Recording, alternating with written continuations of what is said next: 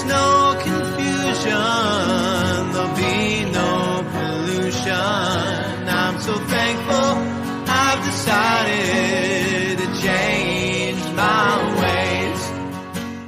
Welcome to the Leaving Eden podcast. I am Gavri'el Ha-Cohen, and I am here with my co-host. Hi, I'm Sadie Carpenter. And we are here to talk about Sadie's life in the Independent Fundamental Baptist cult. How you doing today? I am doing okay. Hanging in there. Yep. There's a cat on my lap. There's always a cat on your lap. Our podcast cat likes to sit under my chair when I record, usually. And I'm in a different room today, so he's a little confused, but he came to sit on my lap for a minute. That's nice. Yeah, it is nice. Little blessings. Yeah, I think we had some news and updates before we do our episode. Yeah, so before we start, there are a few things that we just want to say. Important news and updates. So my first thing, I wanted to just say to everybody who's already listening every week, we both wanted to say thank you so much, because we've put so much time and effort into making this show. Like, we worked for months before the first episode ever came out. Literally months. We worked more on it before it was a live show because we just want everything to be right. It's just like if you're like painting a house or painting a car or something, 99% of the work should be in the prep. I fully credit that with why we have a good show now, is because we actually like put the thought into it beforehand. Yeah, and like now that the show's coming out, and you know, I'm seeing people starting to listen every week and have a comment back every week. It's so validating of the hard work that we've done and of the way that, you know, I've tried to be honest and open with people who are listening when I'm telling my story. It's so validating to be getting the feedback that we are. This is your story that we're telling, and people identify with it. Right. And that it's very nice to get that kind of feedback when it is my story, and I can, you know, and I can tell it however I want to tell it because this is my story and it belongs to me. But I'm trying to do it in the most appropriately vulnerable way, in the most honest way that I can. And, you know, being truthful about what I say about other people. And I'm really trying to tell my story with integrity and journalistic integrity, and to get such good feedback. It's wonderful. So I've noticed something that I didn't really expect to see. I have related groups of friends who want to make group messages with me to discuss each episode as it comes out. So like 3 people that I all know from the same social circle, and they all want to like get with me in this group, which is totally fun right now, but it's not going to be long-term sustainable because I already spend all day on Tuesday answering messages and talking to people. And that's, again, it's so much fun, but I know that is not going to last forever. So I'm also hearing feedback from friends like, I was discussing your episode with so-and-so, and because of these messages that I'm getting, we were thinking it's time to start a Facebook group for episode discussion. We are still working on a name for the group, but by the time this comes out, we'll either edit it in or post it on our social media channels so that you can join this group on Facebook, and we'll have a discussion group there. In case you are, those of you who are listening are not aware, I am a Jewish man. I am a very Jewish man. I am so Jewish that I will argue with anybody, even when I agree with them. I have personally experienced this. No doubt. However, for this episode, for the sake of creating an enjoyable yet educational piece of content for everybody who listens to the podcast, I have decided that I am going to pretend that I am not currently highly satisfied with my current religious belief system. And we are going to pretend that I want to eat pork cheeseburgers, lobster thermidor, and that Judaism isn't doing it for me. I mean, so when you think of a completely hypothetical conversion, apparently the food is the first thing on your mind? Well, isn't food how you guys go about recruiting people? So, I mean, who are you referring to as you guys? Team Jesus. Team Jesus. Team Jesus. Team JC. JC. JC. You've never heard of Sko it. JC. Sko JC. That's the sports chant for Team Jesus. Okay. They've got great songs. their fight song, Onward Christian Soldiers. You know that? How do you know that? I don't know the song. I'm familiar with the existence of the song. I just thought it is a pretty decent song. It's fun on piano because it's got a rolling bass line. Like, I love a rolling bass line. I don't know. I don't know. Wait, is that Meow Mix? No, it's like Onward Christian, please deliver. That's what it sounded like when you were saying. I guess it is the same chord structure. Wow. Meow Mix is part of this secret Jesus. It is a full step non-chromatic walk down from do, repeating. Oh, okay. Yes. Do. Yeah, that is the bass line. And now I hear it. Great. Okay. But no, I was gonna say, like, you've never experienced leaving a religion and having to pick a new one. But I have, because when I was in the process of leaving the IFB, I realized that if I chose to be religious in the future, that I would be able to choose anything in the world. So personally, I was kind of in like agnostic limbo for about 3 years. And then I felt like I had a handle on which direction I wanted to go. So because you have had to choose a new religion, you are clearly the perfect person to guide me through this fictional decision. And I just want to specify that this is a fictional decision because I know that there's some IFB spies listening to this podcast who saw the title and who are going to try to convert me all sneaky like. And I just want you to know that that's not what this is. I do not want any of you sliding into my Instagram DMs asking me if I've heard the good news. Listen, see, I'm pretty sure at this point in the show, there's more chance of an IFB person reconverting me than being able to successfully convert you, which is to say, I don't think it's happening. They'll try. I mean, they find out you're Jewish. Oh man, it's like being the hot girl at the bar. So you've mentioned this, and I still find it so hard to understand, like, just how real that is for you. Oh, it's hilarious. Yeah, it's a word I can't say on the radio, but it's real. No, I feel like at some point, I'm going to teach you the back end of how these people, like the script. So, like, imagine talking to a telemarketer, but you have their script in front of you. I can do that. Yeah, I can do that for you with the IFB, like, witnessing script. It is like a telemarketer, though. It is pretty much a complicated, memorized telemarketing script. But I can teach you how to hack the script and make them go in the wrong direction and trip over themselves. So that sounds incredible. At some point, we'll do that for like an episode or a Patreon or something, because I'll teach you how to hack it, like, and how to make them say funny things. Yeah, and I would absolutely love to learn this biblical Jew-jitsu from you. And I say Jew-jitsu, like Jew jitsu. And I did want to say that is a little bit mean to, like, you know, make somebody say funny things and like try to mess up their script. I only find it acceptable because they're trying to convert somebody from a completely different religion who has expressed no desire to convert. I have no desire to convert. However, for the sake of this, let's say that I'm looking for a new religion. I'm drafting you, Sadie, onto Team Jesus. You're my first round pick, okay? So it's your... I should be. Clearly, you're the best option. Yeah. MVP in college. It's it's your job to bring me to Jesus, and it doesn't matter which denomination. It's your job to bring him into my life. I'm sorry. It's so funny to hear you say that. Words that you never thought would find out. Now that we're aware that this is a hypothetical conversion, we're going to look for, like, so you want to find out, like, what Christian denomination or group would work for you. I guess so. And I'm just going to say this straight up. I know very little about Christian denominations, but I figured out that this would be a great opportunity for you to teach me about all of them. Yeah. I know that there is the Catholics and that there is the Protestants and that the evangelicals are part of the Protestants. And that's pretty much it. That's all I got. Well, I'll tell you what, it's going to be boring if I just try to, like, go denomination by denomination and tell you, like, what's what. Yeah, that sounds like a class that I wouldn't want to take. I mean, I could teach that class off the top of my head, but do we really need to take it? No. This is edutainment. Why do we have half of the listens on this podcast episode? So I don't know.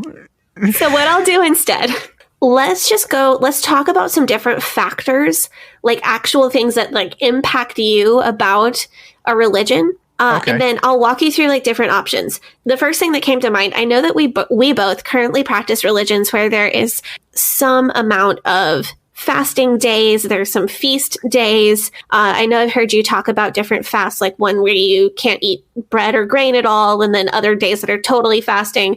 And it doesn't seem to bother you that bad. I mean, we complain about it, but it's not a big deal. But we complain about everything. So a religion that has like occasional fasting wouldn't be an issue? Nah, no problem. Okay. I can do fasting, no problem. Okay. Does it make more sense to you to do it on particular special days, like every Friday during Lent? Or would you prefer it being more like you're expected to fast sometimes, but you get to choose when? How long is Lent? Lent is 40 days, but not including Sundays. So that's 46 days. So it's 6 Fridays in a row. So for Lent specifically, you would need to pick something to give up for the entire 40 days with cheat days on Sundays. And for that, most people pick a simple vice like beer, chocolate, or television, or like anything that you might give up for like dry January, or I'm going to do a month without whatever. So I could like give up Instagram for Lent. Yeah. Oh, yeah, absolutely. I gave up ice cream one year. So it's just something like small. Some people do something bigger, but most people just do something small that they do give up for the entire duration of Lent, like a daily thing that reminds you to pray instead of eating ice cream or scrolling Instagram or whatever. But on Sundays, I could post all the thirst traps I want. Yes, but only on Sundays. And the rest of the week, you have to stay off Instagram. Okay. And then in addition to that, during Lent, on Fridays, you don't eat meat at all. And you're only allowed one regular, like normal size meal. And then you get 2 smaller meals or snacks. So it's not totally going hungry. It's just having less for the day in addition to whatever you're giving up the whole month. Wait, hold up. That's what you guys call a fast? Yeah. So twice a year, I have to go from sundown to sundown with no food, no water. Ooh. You guys okay. Yeah, no food and no Yom Kippur and Tisha B'Av. Is that safe? Well, if you have complications from it, if there's some reason why you can't do it, then you're excused. Oh, okay. You guys exercise reasonable portion control for 1 day a week. And then that's somehow fasting. Yeah, those are the Catholic rules. And then you don't even have to do it if you're a baby or old or pregnant or sick. Does it make sense now, though, like why I speak of Lent as like it's a time of extra prayer and gratitude, and it's not something that I really dread doing? I feel like remembering the rules, like remembering, oh yeah, it's Friday, I can't eat meat today. I feel like that's harder than the actual whatever you're giving up for a lot of people. Catholicism. The last bastion of the Roman Empire. But as far as religious traditions go, I do like things where, they maybe feel a bit ancient. They have that, that sturdiness that they evoke a grounded type of feel. Yeah, I mean, I do think there are some points to be given out for every 1,000 years that your religion has been in existence. Just like Formula One does with like Ferrari. No, to be honest, though, the traditionalism is something that appeals to me about Catholicism, like the deep traditional roots and the way that the service is very like traditional and solemn. That's really calming to me. So if you don't mind Lent at all, I mean, it sounds like it sounds easy to you. Well, so denominations that do practice Lent or that like give or take a few rules, that would be Catholics, obviously, but also Episcopalians. That's the American branch of the Anglican Church of England. Lutherans, most Methodists, most Presbyterians. So yeah, basically the older and more traditional Christian denominations. Yeah, so I've done Yom Kippur, I've done Tisha B'Av. I was vegetarian for 20 years of my life. I don't eat pork, shellfish, cheeseburgers. I can manage no meat on Fridays. Yeah, I feel like this would not really be an issue for you. If you wanted more of a challenge with fasting, like Baptist or evangelical fasting is probably more your speed, honestly. Huh. So Baptists in particular encourage that you fast regularly. Most churches won't tell you when or how long you have to do it, but everybody is expected to do it sometime. For most Baptist churches, fasting is only water. So you can do like one meal. Like, I'm just not going to eat between breakfast and dinner today. But it's more common to do like 24 hours, midnight to midnight. So there was actually this whole trend when I was coming up in the IFB to fast for like much longer periods of time. And as far as I know, this was popularized by Jack Scott because he claimed that he was doing all of these like 21-day fasts, like only water for 21 days. That is not, okay, I'm going to say this for everybody listening to this. That is not fasting. That is promoting anorexia. And if it's true, which I highly doubt that this man went for 21 days without eating, he should really consider checking himself into a professional rehab facility for that, because eating disorders are a plague on society that kill thousands of Americans every year. You know what? I am glad you said that. Just wanted to say that. Do not fast for 21 days, no matter what your religion is. Yeah, I feel like it's a good thing you said that, because it can be easy to forget that eating disorders do affect adults, and they do affect men as like, even like what we normally hear is someone with an eating disorder. We normally think of a younger woman. Yeah, like a teenage girl. That's what you expect. Right. But that's not necessarily the entire scope of things. So I think it's good to say that. So Scott did popularize, though, these 21-day or 40-day fasts, because there are several. Well, there's Bible passages that mention people doing these longer fasts. Like I think Daniel did one, but JC was also, said to go into the desert and fast for 40 days. So because Scott was the leader, it became really popular to attempt this. So Scott had his own son and many of the men on his staff doing like a 21-day fast every year and like attempting these 40-day fasts. And a lot of people didn't make it through because they ended up in the hospital. Of course they didn't make it. Fasting for 21 days is so stupid. And I just want to point out to everybody listening to this that every reasonable religion that has fasting or specific dietary restrictions, like Judaism, Islam, like for Ramadan, non-insane branches of Christianity, they all say that you should not fast if there is an undue hardship or if it will have especially bad effects on your health. So if you're dealing with an eating disorder or if you're like diabetic, they're not going to tell you to fast for religious purposes because, yeah, that like they'll specifically say. I just want to point that out to everyone out there. So this man, Jack Scott, is a crazy person, and he just, yeah. Well, yes. So it does turn out that God will speak to you if you go that long without eating, which is called hallucinations. And it also turns out that you will eventually hit a limit. So a lot of people who did those really long ones just restricted solid food, and then they allowed themselves fruit juice or juiced vegetables, or in one case that I know of, someone who allowed himself to continue drinking Pepsi during his entire Pepsi. I don't know, that guy did 21 or more. Did you know that the real reason why Gandhi was on a hunger strike is because he asked for Coke and they said, "Is Pepsi okay?" Oh. I mean, understandable. Kylie Jenner handing a Pepsi to Gandhi while he's on a hunger strike. That's what I'm imagining right now. Right. Well, after enough incidents of heart palpitations and emergency room visits so people got sick, and then people also got very ill. Well, also people didn't properly refeed, because these are like hyper masculine IFB men that we're talking about, like this like macho men. So they wouldn't properly refeed. They would like get off a 21-day fast or more and just like immediately go eat a cheeseburger and some Doritos. So people got really, really sick because of that. I am telling you, I have seen this happen in front of my eyes. But these longer fasts, they fell out of popularity, and people started doing the Daniel fast instead, which is a much better idea, because you basically just eat like beans, simple grains, vegetables, and you only drink water. So my roommate does that anyway. Good for them. But I digress, because I think it's pretty clear from this podcast that I have no intention of converting to IFB or pretty much any Baptist denomination for that matter. Okay, fair enough.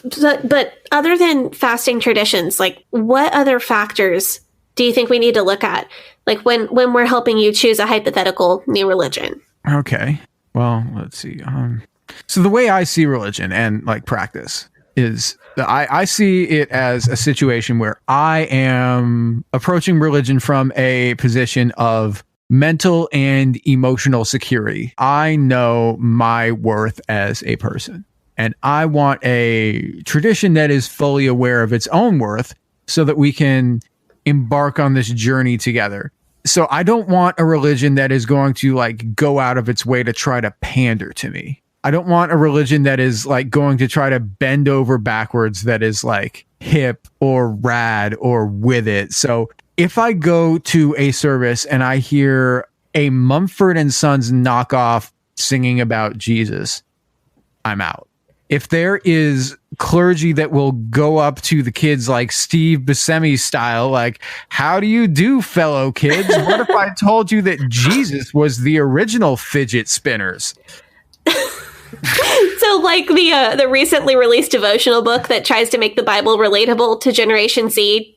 You probably didn't hear about this, did you? I did not hear about this. Okay, so this devotional book, they try to make the Bible relatable to Generation Z. So they refer to God as Cap G, and they refer to Jesus as Big J. They think that's how people talk. There's some like there's a Jewish publication, whatever, that has like that has like a show that they do on Instagram or whatever, like a video that they do on Instagram, and it's called "And God Was Like." And I watched like half of one episode of like a few, and they're like, God sent a text message down to Moses, and I'm like, I'm out, I'm done. You don't need to like it's good enough on its own. You don't like if you have a good burger, you don't need to put like blue cheese and Gruyere on it. That is exactly what this like teen devotional is trying to do. It's like since day uno there was Cap G. Big J was chilling with Cap G, and I hate that so much. The language in Genesis is iconic. Why would you change that? Because you're trying to be like so relatable to teenagers, and you think that this is, for some insane reason, you think this is how teenagers talk. But okay. I mean, Moses yeeted the sea. So okay, that's actually kind of funny. Moses yeeted the sea. And this is just me, but there's one Bible story that goes really well with that kind of like modernized language. It's the story of the prophet Hosea and his wife Gomer. Because it goes really well. I have a modernized version that I more or less wrote. It's real. That's like one Bible story I feel like is excusable because it's really funny. So the one thing is, I am a Taurus. Okay, I was born in May. I want something that is rooted. I want something that is concrete. That is me. That is what I want. And all jokes aside, I think that totally makes sense why that wouldn't be appealing to you. Not at all. That does bring up something I wanted to say real quick, because I know we probably have a lot of listeners that go to these non-denominational Christian churches because they are meaningful and healing to a lot of my friends who are former IFB. I wanted to talk about really, really quickly what I think the appeal is to those people that do love the coffee style, like the coffee shop church, you know, the guys in like man buns are like barefoot worship leaders and like people in skinny jeans on the platform. There's so many people that love church like that. And I think I know why it is. So I want to say it on the podcast and see if our listeners who do go to that type of churches, like more modern or charismatic churches, I want you to write me and tell me if I'm wrong. I think the appeal is that they feel like they're tapped into this spiritual energy of a God who is present and active in today's world. In my opinion, the more traditional, like quiet, somber, solemn churches, like the doctrinal beliefs that they have are more about subtle miracles and quiet signs of God's love and God's work. You know, it's a belief in a God who works in a steady, predictable way, almost 100% behind the scenes.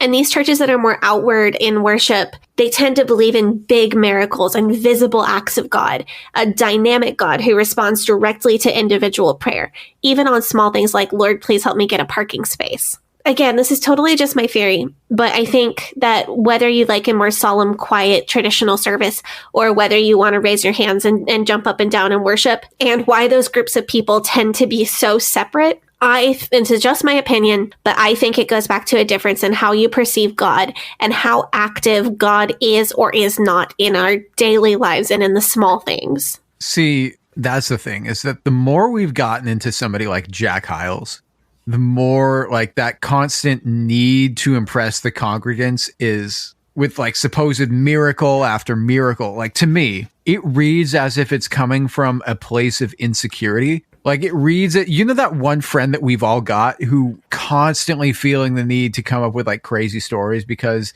without the stories, he doesn't think that he's worth hanging out with. Because he doesn't think he brings anything to the table. That's how it reads to me, is that if you're constantly like, and God like struck this dude with the car and his brains came out and this guy put him in a jar, like that type of thing, to me, I'm just like your words aren't good enough, so you need to like either scare or like make some stuff up to bait people into coming. That's how that reads to me. Yeah, and when it's the spooky like holding things over people's head, it definitely does come off like that.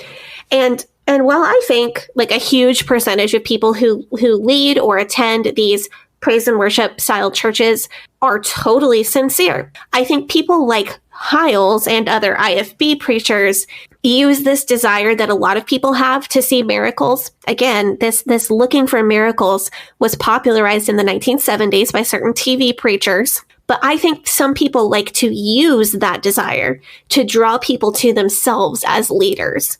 I think it's related, like the idea that God is super involved in your daily life from the time you wake up until the time you go to bed. I think that's related to this more like outward effusive style of praise and worship at church. We've ruled out Baptist and we've ruled out New Age non-denominational Christianity. Which Pokemon has Team Jesus got left for the match? I mean, I do think you'd enjoy Catholicism. And so there are a couple of reasons why. Like, I mean, our fasting days are just going to be easy peasy for you, as already discussed.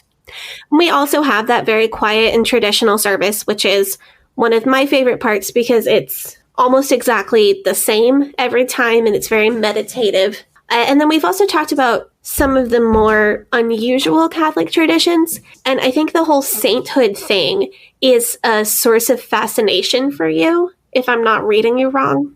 Well, I'm fascinated because you sent me like, you can buy physical pieces of dead saints on the internet for like $38, which is weird. So you totally can. A first class relic is a piece of a saint's body or their blood or their hair or a fingernail or a tooth, or even like I think a first class relic can also be something that they personally owned and wore. I wouldn't say that that's like a source of fascination. I would say that it's like some weird thing that you sent to me and I'm like, what?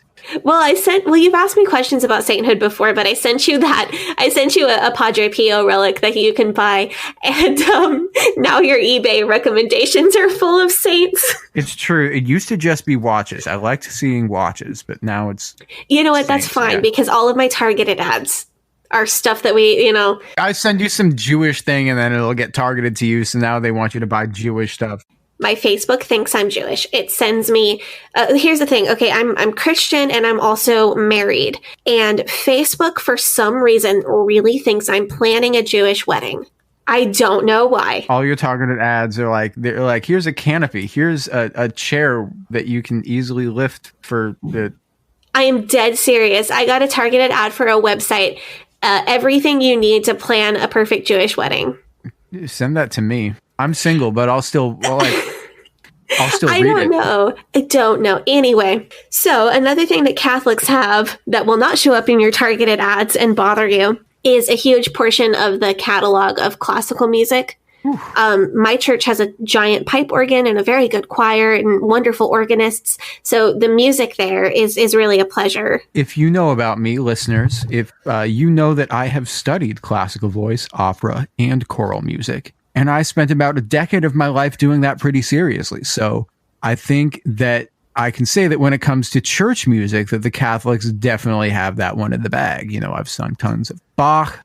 I've sung the Brahms Requiem. That's a solid piece right there. So yeah, I mean, in high school, when we would practice sight reading at the start of choir rehearsal, we would often like be given a recycled hymnal from a Catholic church that and we just use that to practice sight reading because it would have 4 parts in it. Have you sung Handel's Messiah? I have sung George Frederick Handel's Messiah. It is a gorgeous piece of music, and performing the Messiah is an opportunity that only a small number of people have the pleasure of experiencing. So I am truly thankful for that. Also, the Baroque period of music continues to be a musical inspiration for me, especially when I'm writing harmonies, because, all that counterpoint stuff. Yeah. As it should be. As it should be. Unfortunately, a lot of Catholic churches have moved away from traditional hymns, like when the congregation is singing, because there were all these melodies that were rewritten in the 60s and 70s. The goal was making it vocally easier for the congregation to sing. And that's a little disappointing to me. Yeah, I don't like that. Give me my hymns in Latin or not at all. Don't at me. I mean, it's really not my preference either, especially because what I wind up doing is singing traditional words that I know with a different melody that I don't know. That's and weird. that bugs me. We do still get the benefit of the organ with the super traditional classical music, prelude and postlude. And then we also have the choir. So at my church, the choir is so good at diversity because they do traditional hymns, they do spirituals, they also do true, like straight up Latin classical pieces. So that's not too bad. I do like the Latin classical ones. Those are always usually really pretty. It's really not. And they do, around Easter and Christmas, we get all these like super awesome choral pieces. You also need to consider, while we're on the topic of church and church music, another major selling point of Catholicism. And what is that? Pray tell. You're only expected to go to one service a week, and that service is only about 55 minutes long, maybe an hour. Man, that's shorter than an episode of like Top Gear. Oh, yeah. Yeah, so what time is Mass, though? Because Sundays are the days that I watch Formula One racing, and that's usually like 6 a.m. because it's in Europe. So, like, what time do I have to get up to do that? Oh, that's actually another like super great thing. So at a larger Catholic church, like the cathedral where I attend, there's usually a Mass every day and then like 2 or more on Sunday. So pre-COVID, my church had Mass every weekday at 7 a.m. and 5:30 p.m. And then on Saturday evening at 5:30, and then on Sunday at 9 o'clock a.m. and 11 o'clock a.m. So Saturday or Sunday is preferred, but any day counts as you went to church that week. So you can go daily if you want, or you can go twice a week or whatever, but it's totally optional. You really only have to do that. What is that? Like 13 or 14 services. You really only have to do one of those per week. So I could watch the race and qualifying, and I wouldn't have any problems with scheduling. Yeah, it's honestly really convenient to find a time to go. So I guess that gives another meaning to the phrase convenient Catholic. Oh. But I guess the commandment of keep holy the Lord's Day can mean whatever you want it to. Well, a lot of things can mean whatever you want it to if you're a modern Catholic. Yeah. However, we have to discuss the elephant in the room, which is confession. So confession is one of those things. Catholics used to hold tight to going every week, but that's really not the done thing anymore. Like really, people hardly do it. You're asked to go like at least once a year. They would prefer that you do it more often, but really hardly anybody does. And the church is just like not really willing to push the issue on that. So here's the thing though, is that if I'm converting to Catholicism, I'd have to confess a lot of stuff. And I mean like a lot of stuff to get my slate clean to begin with. So like, what sort of thing is usually considered serious enough that I'd need to confess to doing it? You need to confess any sin that you do, but what you're actually asking about, I think, is the difference between mortal sin and venial sin. Yeah, so what's the difference there? So I'm a pretty new Catholic, but I'm going to explain this the best I can. So a mortal sin is a sin so serious that it separates you from fellowship with God, which would send you to hell without intervention. Oof. So like something that's prohibited by the 10 Commandments, like, murder, that would be a mortal sin. A mortal sin also has to be done on purpose with the full knowledge that it is a sin and that you are doing it. So you cannot commit a mortal sin on accident or out of ignorance. So you could be an accidental adulterer. Well, if you did that without the knowledge that it was a sin, so it's not what you're doing, it's the rebellion in your heart. It's the fact that you're saying, I know that this is wrong and I'm deciding to do it anyway. So what about a venial sin? So a venial sin is a sin that's not that serious. It's not bad enough to break your relationship with God. It's Okay. like it's bad enough to it's an issue, but it's not, it's not bad enough that you are separated from God. So for a mortal sin, you have to confess the specific details and each time. So if you murder somebody, you have to confess the specific details of that murder. And like if you've murdered more than one person, you have to discuss the specific details of each one of those murders to a priest and get forgiveness before you receive communion, because murder is a mortal sin. But if you committed a venial sin, like petty theft or cheating on a test or flipping somebody off in traffic, you don't have to confess before receiving communion because you're not considered to be out of fellowship with God. You do need to confess eventually, but it can also be more vague. You don't have to tell the priest about every single person that you've ever flipped off in traffic. You don't have to say, I did it on Friday at 4:59 p.m. I did it on Monday at 7 a.m. I keep a log of that, man. You don't have to do that. You can just say, I flipped some people off in traffic. Maybe you should tell me where this falls. Is that Okay. one time in college, I was at a party at my friend Peter's house, and we were playing a game of what are the odds, and he dared me to eat a spider. So I went outside and we grabbed a big spider off of like this wall, and I swallowed it whole and chased it with a shot of Crown Royal. How many Hail Marys do I have to say to get absolved of doing that? Is that a sin? I don't see how that's a sin. I think that's just college. If it's not a sin, then it definitely should be. I don't. But like if that's the kind of stuff that I can get away with, then maybe Catholicism is the religion for me. It's looking better and better and better every minute. I mean, that's only, so as far as I can tell, that's only a sin if drinking is a sin, and Which it Catholics is not. certainly don't believe that. I mean, personally, I enjoy Crown Royal, so I feel kind of bad that a shot of that got wasted on a spider, but I don't think it's a sin. Crown Royal is also nice because they give you a little bag to keep stuff in. That's true. I like the purple ones, but the green ones are also kind of classy. See, the sign of a true gentleman is anybody that uses a Crown Royal bag as a wallet. So, ladies, Okay. ladies, if you are listening to this, find yourself a man who does this, and you will never be undisappointed. Okay.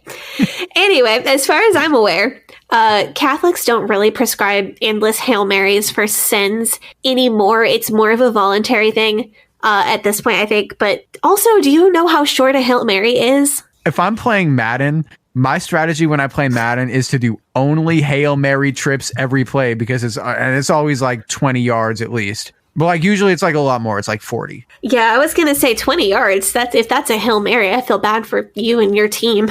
But seriously, a Hail Mary takes like 15 seconds to say. They're really not that laborious. So a rosary is 50 Hail Marys and 5 or 6 Our Fathers and like quite a few other prayers all in between. And I can do that in like 20 minutes, 22 minutes total. Not too bad. That's like a Simpsons episode. Yeah. You do it while you're watching The Simpsons. You could. It's probably not real good for your meditation, but I suppose you could. But no, like a big spiritual feat is doing a rosary every night for 9 nights in a row. So like the expectations are really not that high. It's 20 minutes. Interesting. Yeah, So- it seems like we've got a contender here. Catholicism. Who would have thought it? They persecuted my people for years and years and years and years, with the Inquisition and all of that. But Yeah, but sounds like like they're onto something. Eventually. eventually. They got around to it. Yeah, see, that's the thing. No, I have one other favorite thing about Catholicism to share. So they don't expect you to agree with the church on everything, and they also don't feel like they have to dictate your beliefs on everything. For example, the church has no official stance on creation versus evolution, and they officially accepted evolution as a possibility in 1950. Interesting. Yeah, they're like science and a healthy amount of not needing to control every belief. That's always a plus for me. And if you know me, you can predict that there are some things that I straight up do not agree with the Catholic Church on. That should be pretty obvious if you know me. But my priest and my teachers in the church, they assured me that I don't have to support the church's view on, say, gay marriage to be a member. I don't have to feel like I'm endorsing their view on that.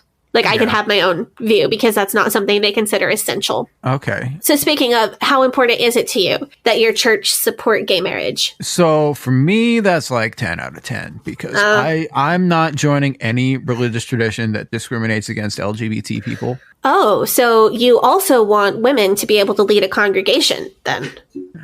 I guess that's a deal breaker too. Okay, so this is probably going to make you part ways with the Catholic Church. For me, like I think these things are going to change in my lifetime, and since I don't have to give money. My church doesn't require me to give money to organizations that support ideals that I don't hold.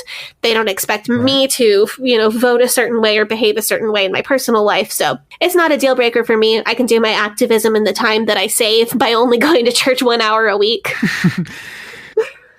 But I respect that being a deal breaker for you. I think it's just as well, though, because I don't think that it would be a good idea for me to join a religion that says that it's okay to eat spiders on a dare. Oh my gosh. So who knows what kind of trouble I would get into. Well, I still have some denominations that would work. So let's do a couple more questions. Okay.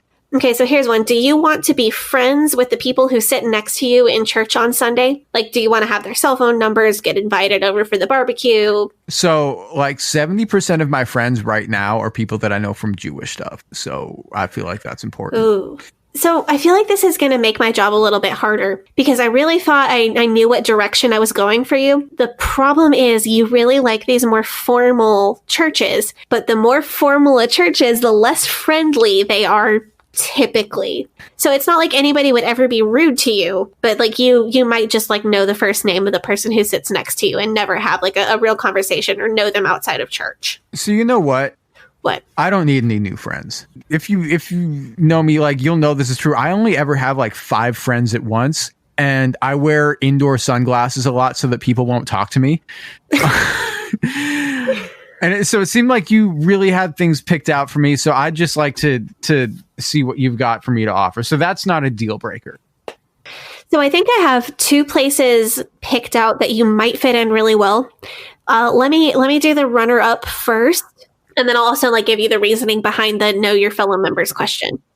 Okay. So please do. So the runner-up, believe it or not, was the United Methodist Church.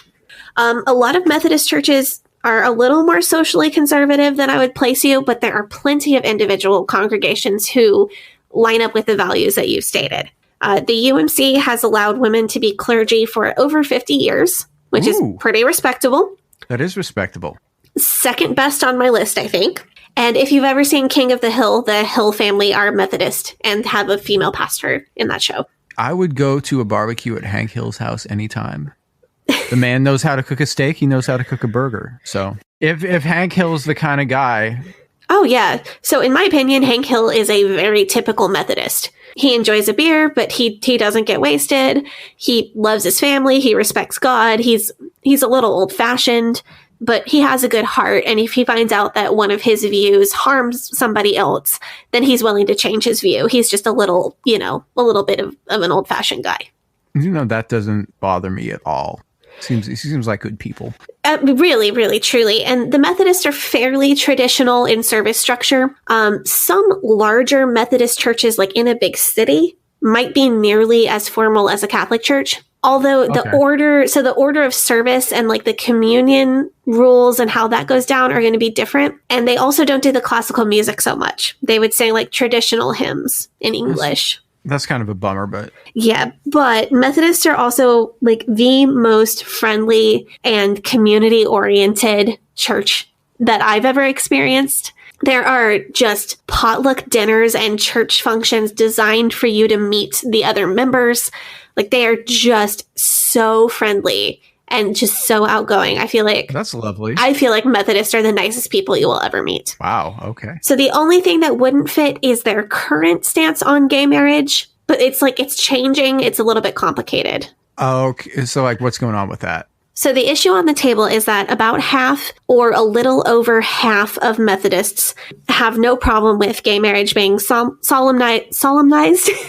Is that the word? Solemnized? It is. It's hard to say, though.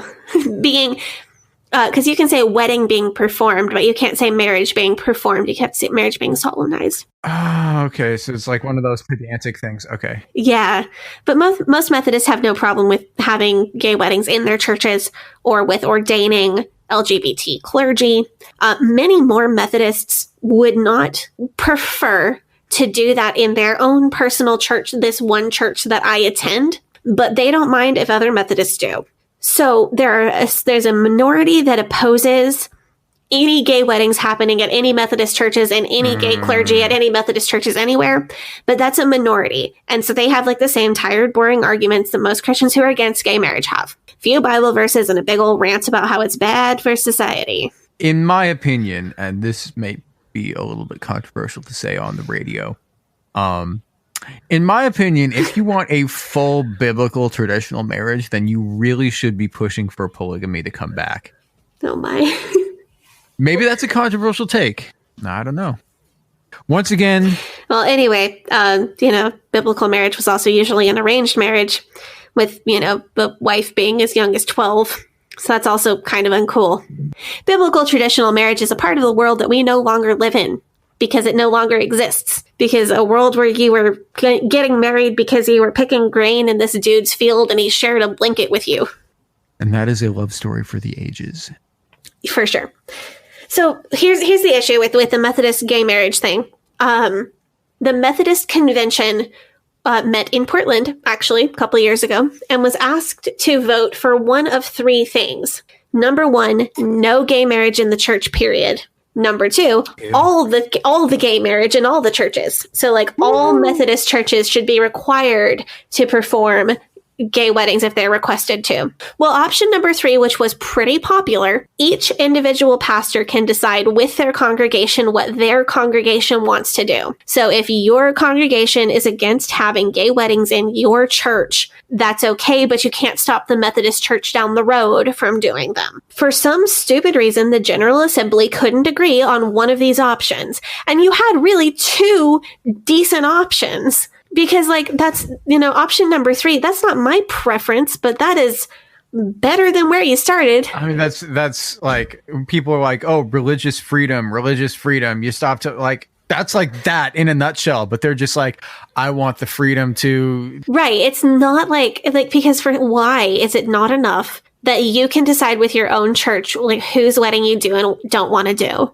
Yeah, and if you don't like it, you can pick a different church. Right. So anyway, it looks like the Methodist denomination is going to split into two or more distinct denominations over this issue because it was such a big deal. A sort of Methexit, if you will. Yes, and at this time there's no resolution to that. So it's a no deal Methexit. So far. And it's really a toss-up whether this or actual Brexit is going to take longer. Because didn't Brexit already happen? I don't know. We have a pandemic. They're like, oh, the economy is going to crash. And then everybody's economy crashed anyway. I see. I'm not really sure. This Methodist drama has already been ongoing for a couple of years. Like when I was employed by a Methodist church, which ended in 2016 when I moved to Portland, it was already brewing. This trouble was already brewing back then. And there is still no resolution. So anyway, that's like the one thing that I feel like.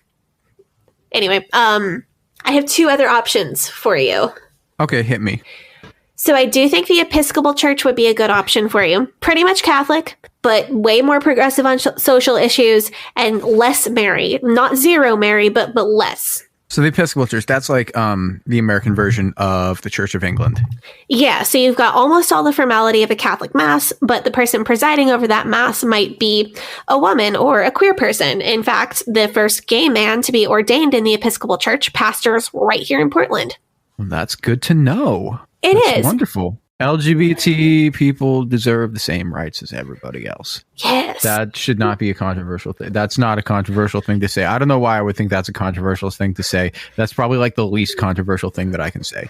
Unless you're IFB. Yep. Unless you're IFB, but they're so. I mean, I stand by that. I don't mind saying that publicly. Yeah. Anyway, Episcopalians and Catholics also share the idea that it's possible to be a Christian and also believe in science. Woo. So the current leader of the Church of England said recently that evolution should not, or that creationism should not be taught in schools. Interesting. Yeah. So nice. Yeah. So one other major difference that I wanted to point out between the Catholic Church and the Episcopal Church is open communion. And this is like where you get to some of the really big doctrinal differences between Catholics and Protestants.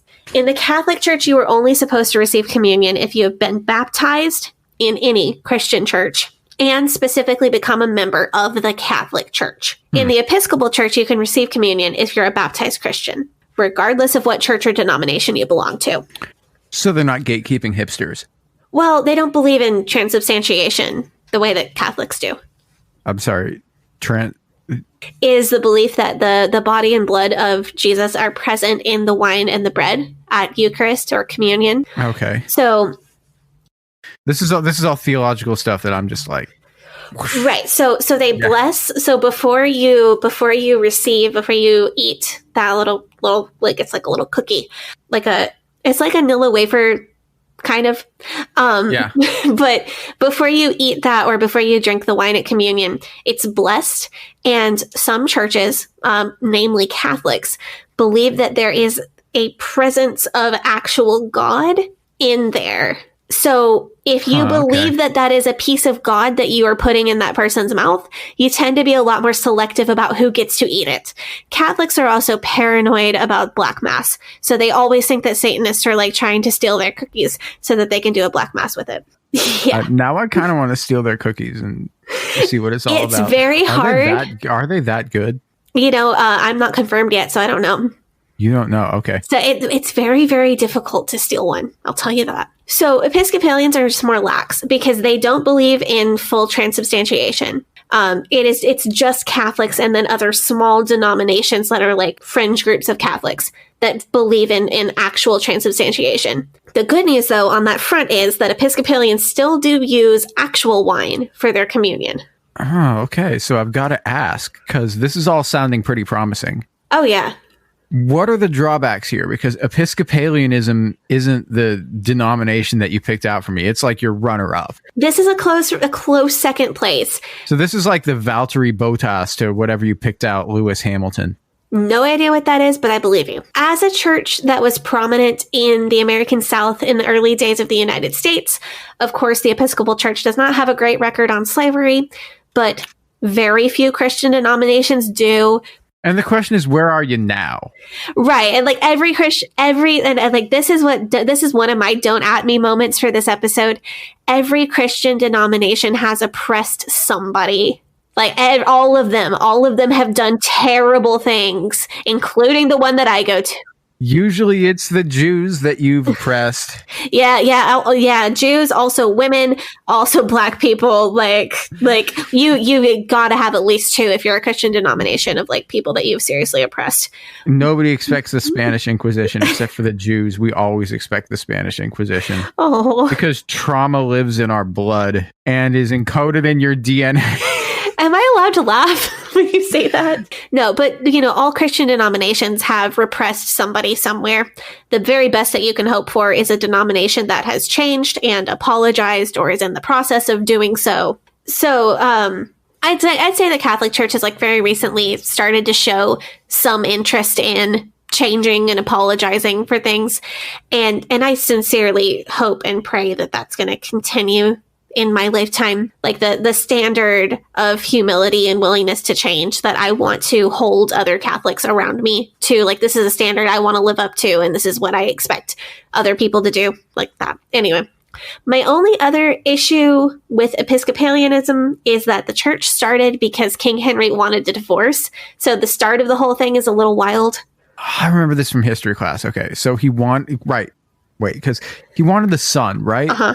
Yeah, he wanted a son, and the Catholic Church wouldn't let him get a divorce because he had a kid, and the kid was a girl, and then he was like, clearly my wife, because it clearly is my wife's problem. So he starts like cutting women's heads off. Right. That's close to right. He wanted a divorce from his very first wife, Catherine of Aragon, with whom he had his first daughter, Mary. And Catherine and both of her parents were very, very Catholic because she's a Spanish princess. Unfortunately, the Pope wouldn't give him a divorce. So he started his own offshoot church so that he could divorce her and marry Anne Boleyn. Wasn't Anne Boleyn a pirate? What? No, she was his second wife and the mother of Elizabeth I. She's the first one who got beheaded. Who am I thinking of? That? Who is? Her name's Anne. She's a pirate. Who am I thinking of? I think this has something to do with Blackbeard, but I am seriously not sure. Yes, this does. Okay. So I do know how to remember Henry VIII's wives, though. It's very easy. Divorced, beheaded, died. Divorced, beheaded, survived.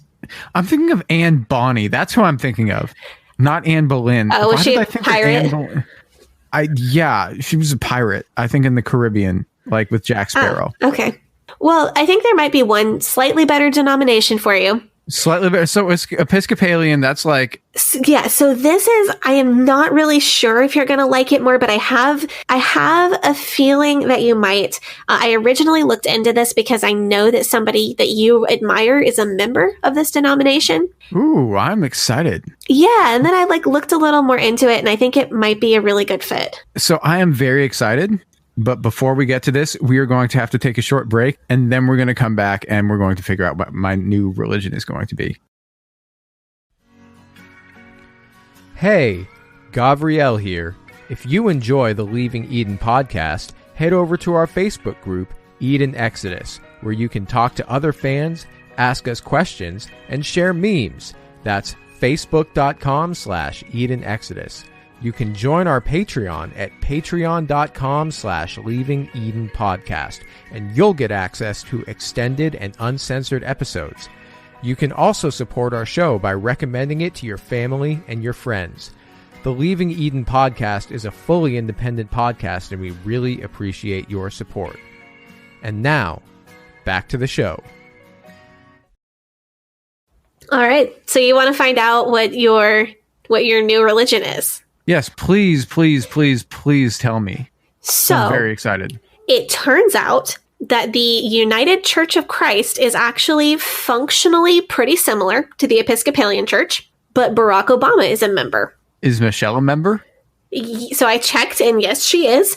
So she sells her book through UCC bookstores. I like that. And some churches use her Let's Move curriculum. So I'd say she's involved with the denomination, not just a member. So, I mean, don't get me wrong. Barack is all right. I mean, I voted for him, and I like him about as much as is possible to like any politician, by which I mean to say that I don't think that he's a completely terrible human being. But Michelle is a person that I feel like I can look up to.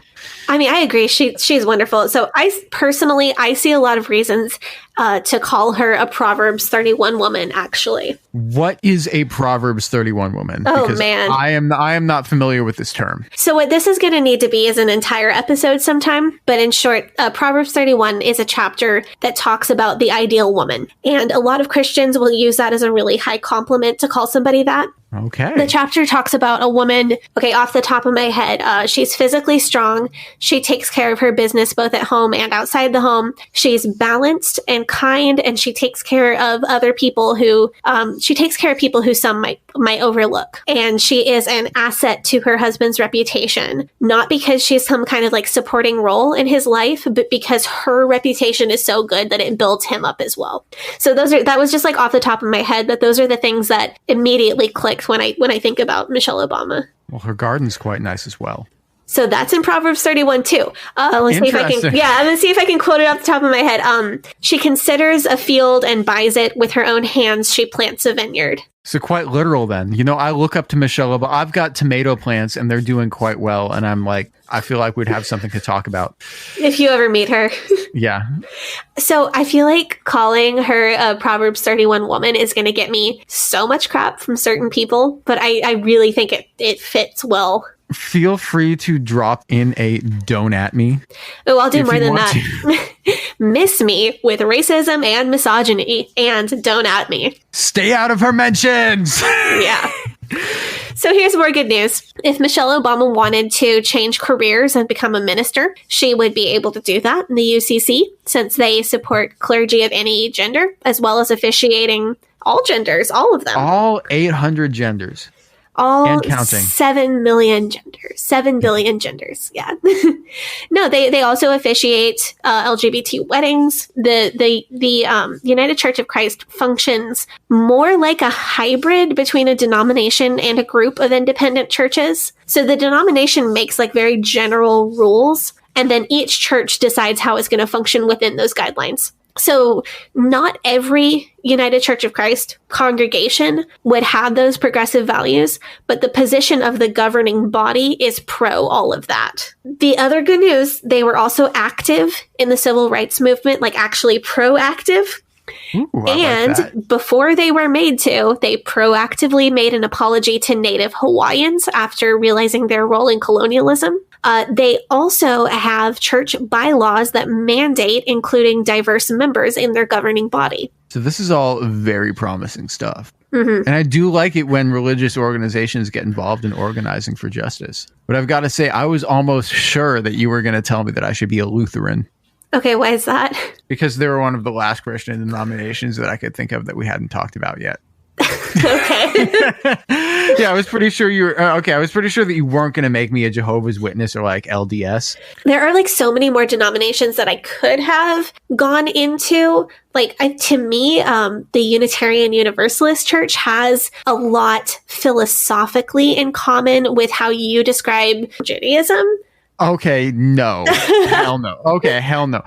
I want one religion, not every religion all at once. Oh, that's understandable. Yeah, do you want a hamburger, birthday cake, and curry milkshake? Oh God. No.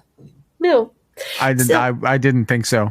So that's why I didn't choose them to actually bring up on this episode. I do think as far as like social issues in general. But no offense to anybody who's a member. Oh, UCC people. It's not for me. I mean, no, Unitarian people are really cool. Like the people that I've met from that church are very, just very rad people to be around. I think as far as social issues and like the general, I think the way that they believe about the character of like who or what God is, I think they match you super well. But finding a congregation that has like formal services and finding a congregation that doesn't lean too hard on the all religions bit is going to be too difficult. It's not worth recommending to you. Whatever. I mean, hypothetically, I don't know. I'm still surprised you didn't make me. I'm Lutheran. Lutheran has so much in common. Lutheran has so much in common with Catholicism and Episcopalianism that there's not. They were like the original Protestants. Yes. Martin Luther was like, I hate that we're selling indulgences where basically you can buy whatever you can. If you pay the church enough money, you can do whatever you want, which makes sense. Well, Martin Luther had quite a few other problems with the church as well, but we're going to have to do a whole episode on the Protestant Reformation. Yeah, I do remember that from history class.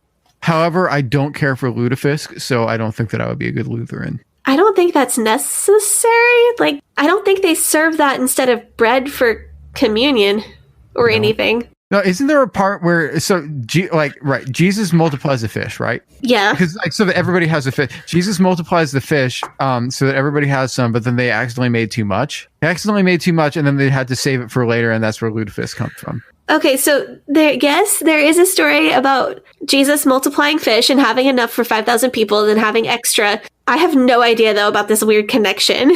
Why else would they eat fish gelatin? Oh, wait. No, listen, you have fish gelatin food too. Like, you don't have Jesus and you still have, like, what is that stuff? Are you talking about gefilte fish? Yes. Because it's not gelatin. It's like fish. If you took fish and made it into like a worse crab cake / almost spongy bread. And it's also only consumed on like religious. I literally cannot fathom eating it unless it was commanded by God. And even then, I'd only have like a tiny slice. Well, anyway, the difference between Methodist and Lutheran is more theological and less functional. So I think I'm mostly focused on functional differences because I feel like you really don't care whether a denomination baptizes babies or children or whether they immerse or sprinkle. Like, I feel like that isn't even going to matter to you in this conversation. Yeah, this is all just stuff that's like, oh, it's all like Christian stuff. I'm not like... Yeah, so like Presbyterians, for example, another really big denomination that we didn't mention much. They function much like a couple of these churches that we've already mentioned. The split between them and other types of Christian is over predestination. So basically, does God pick... Oh, like Calvinism. Yes, that is Calvinism. Man, you were on point today. We learned about that. Yeah, so the split's over Calvinism. So basically, does God pick like beforehand who goes to heaven or who goes to hell? Or can humans influence that decision with our actions? Or do we decide whether we want to go to heaven or hell? We're definitely going to have an entire episode for that as well, where I make it not boring. I don't want any part of having hell. That like... Well, I mean, a lot of Christians don't believe in it really anymore. But really? Oh yeah. That's an example of a reason that a denomination might have been left out of this discussion. Because if the difference between them and somebody else is purely theological, then there's not a lot to talk about in this hypothetical, where do I want to go to church discussion. Also, there are just so many denominations, and I didn't really want to do another 5-part series. No. Yet. No, you know what though? Like when it comes to the sequels, or as you guys call it, the New Testament, I mean, it's all Greek to me. Okay, was that on purpose? Because like the New Testament was written mostly in Greek. Yes.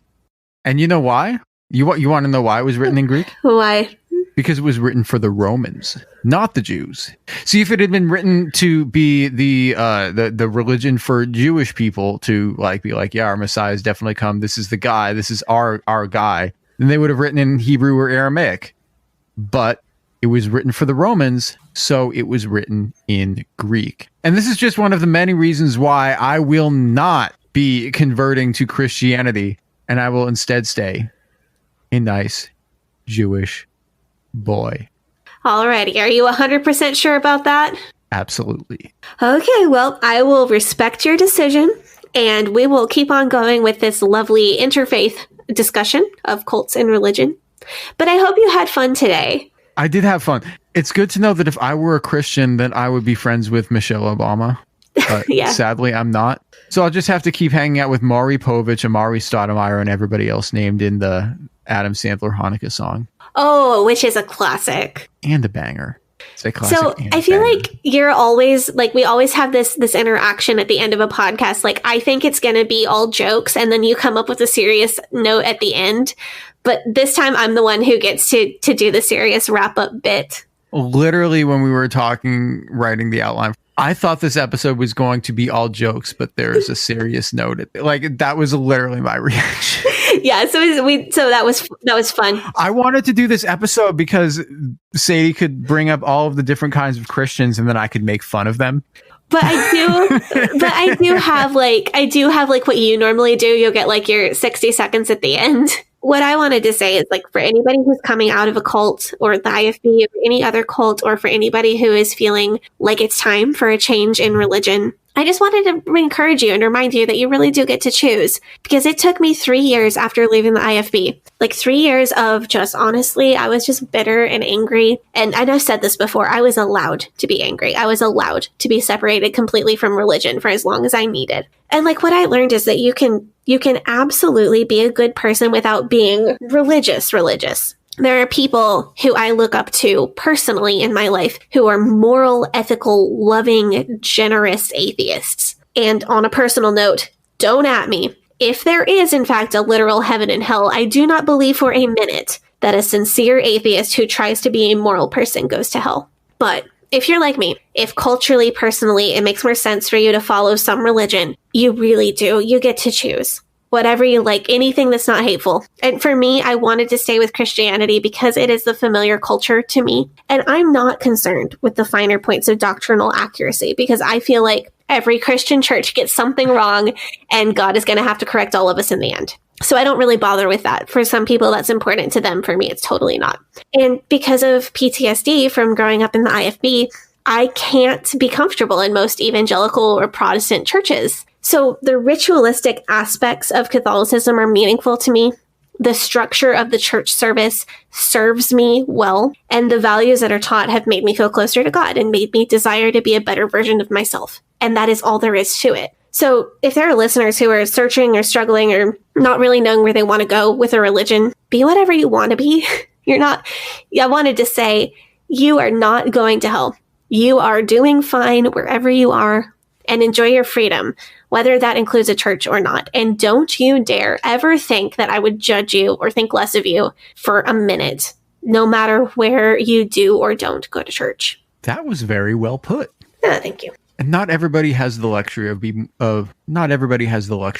born into a religious tradition that works for them and that continues to work for them throughout their life. And deciding who you are and what you want from life is one of the most important decisions that we all have to make. Anyway, until next time, my name is Gavri'el HaKohen. You've been listening to the Leaving Eden podcast here with Sadie Carpenter. You can follow the podcast on Facebook, Instagram, Twitter.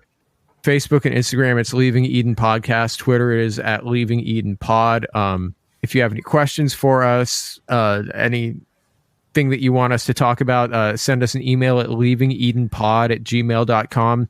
You can find me on social media. I'm Gabriel HaKohen, GAVRIELHACOHEN. I am on Facebook, Instagram, and Twitter. And Sadie, if you want to plug your social.